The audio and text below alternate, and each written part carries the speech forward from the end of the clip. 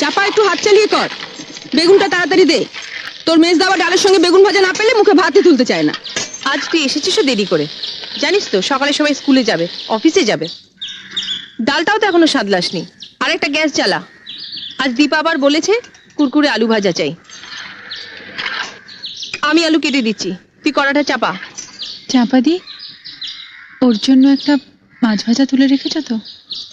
না বাপু, ভুলে গেছি। বড় বৌদিও আজ আমাকে মনে করিয়ে দেয়নি। সব আমি ঝুলে দিয়ে দিয়েছি।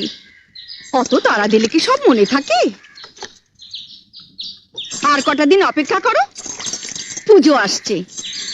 মা দুর্গার কাছ থেকে 8টা হাত আমি ধার চেয়ে নেব। উফ, তোমাদের বাড়িতে 10 হাত না হলে কাজ করা আমার সম্ভব হচ্ছে নি। সরো।